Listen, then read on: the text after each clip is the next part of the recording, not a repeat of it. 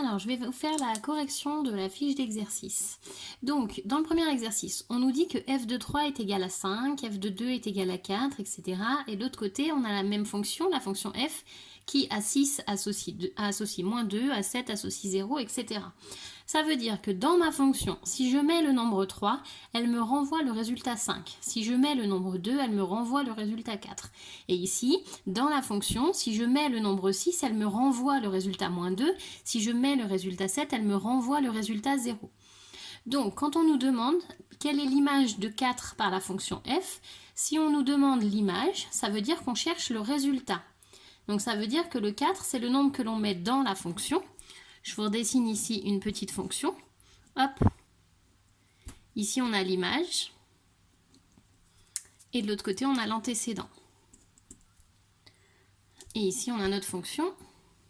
Hop. Donc, quand on cherche l'image, si on cherche quelle est l'image de 4, ça veut dire qu'on met le 4 dans la fonction et on cherche quel est le résultat. Donc, si on met 4 dans la fonction, on va prendre le 4 qui est ici.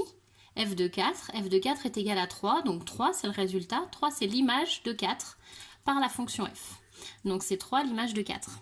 Quand on cherche un antécédent, on cherche quel nombre on a mis dans la fonction pour obtenir 6 comme résultat. Donc, si on veut obtenir 6 comme résultat, on va prendre ce 6 qui est là. On a donc mis 0 dans la fonction pour obtenir 6 comme résultat. Donc, 0, c'est le nombre qu'on a mis dans la fonction, c'est l'antécédent. Donc, 0 est un antécédent de 6 par la fonction f. Ensuite, on nous demande de compléter. F de 7 est égal à... Donc, f de 7, on va le prendre là. Le 7 est dans la parenthèse, ça veut dire que c'est lui qu'on met dans la fonction. Donc, si on prend f de 7, le résultat, c'est 0. Et pour obtenir moins 2 comme résultat, quand on a moins 2 comme résultat, c'est ici. Ça veut dire qu'on a mis 6 dans la fonction. Donc, je vais mettre 6 dans la parenthèse. Donc, j'ai f de 6 qui est égal à moins 2. Donc, ça, c'est la première manière de trouver les images et les antécédents quand on nous donne les valeurs de la fonction. Deuxième exercice, c'est travailler à partir de la forme algébrique de la fonction. Ici, on nous donne la forme algébrique, on nous donne la formule g de x égale 4x plus 1. Dans la première question, on nous demande de calculer l'image de moins 2 par g. Étant donné qu'on nous demande de calculer, on va faire un calcul. Donc, je veux l'image. Donc, quand je cherche l'image, je cherche le résultat. Je veux donc mettre moins 2. Je redessine ici une fonction. De ce côté, on a l'image. Et à mettre dans la fonction, on a l'antécédent. On va donc chercher le résultat, chercher l'image, si on met moins 2 dans la fonction. Donc le nombre qu'on met dans la fonction, c'est le nombre qu'on met dans la parenthèse, donc c'est le x. Donc dans la parenthèse, je vais mettre moins 2. Donc je calcule, g de moins 2. À la place de x, j'ai mis moins 2. Donc ici, à la place de x, je vais mettre moins 2. On fait attention. On va ici ne pas oublier de mettre une multiplication parce que 4x, ça veut dire qu'on a 4 fois le x. On n'a pas besoin de l'écrire quand on a une lettre, mais quand on va remplacer par un nombre, il ne faut pas oublier de mettre ce multiplier. Et on va ajouter 1. Donc ici, on a bien écrit notre calcul et on calcule. 4 fois moins 2, ça fait moins 8. Moins 8 plus 1, ça fait moins 7. Donc, on va trouver que g de moins 2 égale moins 7. Si on met moins 2 dans la fonction, le résultat est moins 7. Donc, l'image est moins 7. Étant donné que la question a été posée sous forme de phrase, je vais répondre sous forme de phrase. Donc, moins 7 est l'image de moins 2 par g. Voilà. Ensuite, on va nous demander de calculer un antécédent de 13 par g. Donc, ici... on va chercher quel nombre il faut mettre dans la fonction pour que le résultat, ce soit 13. Alors, on va peut-être pouvoir trouver directement, pour ceux qui trouvent directement la réponse, qui vont trouver que ça fait 3, parce que 3 fois 4, ça fait 12, 12 plus 1, ça fait 13. Si on trouve directement, on nous demande quand même un calcul. Donc, on va écrire notre calcul. On va écrire 4 fois... Hop, je change de couleur. 4 fois 3, plus 1... est égal à 13. Donc, 3 est un antécédent de 13 par g.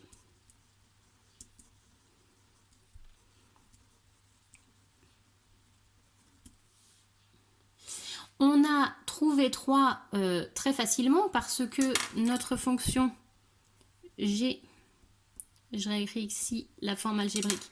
Notre fonction g, elle a une forme algébrique qui est assez facile. On peut réussir à trouver même deux têtes 13. En faisant 4 fois 3 plus 1, ça fait 13. Donc on peut tomber dessus. Si on tombe dessus, on écrit quand même le calcul qui permet de vérifier que ça marche. Si on écrit ce calcul, on montre qu'on a compris qu'on cherchait le nombre à mettre ici pour que le résultat soit 13. Donc on montre quand même qu'on a compris ce qu'on attendait de nous, et ensuite on fait la réponse sous forme d'une phrase puisque la question était posée sous forme d'une phrase. Quand je dis sous forme d'une phrase, c'est par opposition à ça. Ici on n'aura pas besoin de phrase alors qu'ici on va faire une phrase.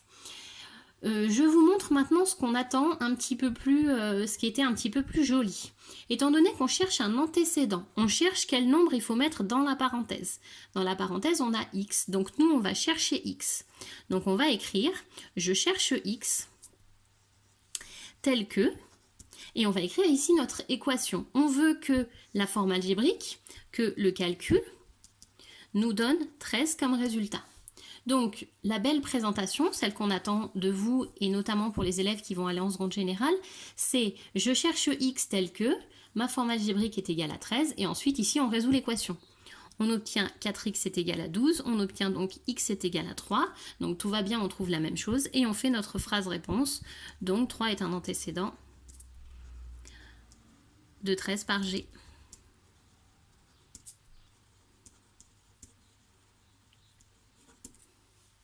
Voilà. Pour ceux qui ne font pas l'équation, on ne s'inquiète pas trop quand même. Si vous avez trouvé la réponse et que vous avez pensé à faire un calcul, on est quand même sur quelque chose de bien, hein.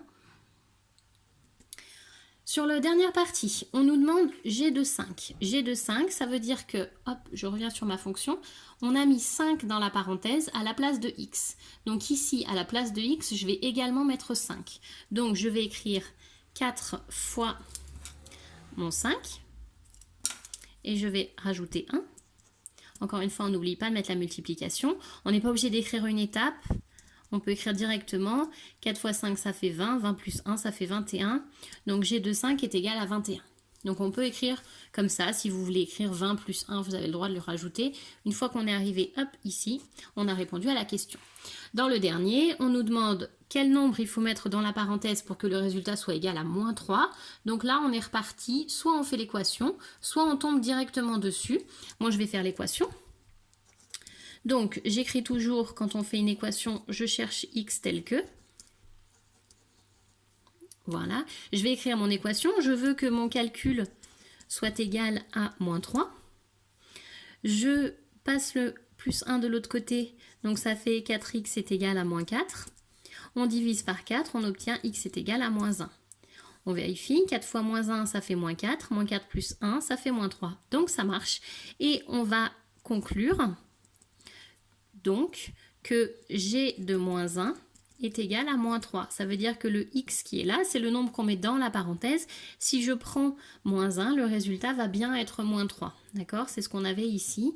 Donc ça marche. On n'écrit pas la réponse là-haut, on écrit la réponse à la fin. La réponse, elle ne vient pas au début, la réponse, elle vient à la fin de notre calcul. Je vais passer au troisième exercice. Dans le troisième exercice, on est sur les tableaux de valeurs. Dans un tableau de valeurs, ici on va nous demander de trouver une image, de trouver un antécédent. La première chose dont on va se rappeler, c'est que x c'est le nombre qui est dans la parenthèse, c'est donc le nombre que l'on met dans la fonction, pardon. Et donc sur la ligne des x, nous avons les antécédents. Le h de x, on va avoir h de x égale 7, h de x égale 0, donc ici on a le résultat, ici on a donc l'image. Donc sur la ligne des x, on va lire les antécédents. Sur la ligne des h de x, on va lire les images.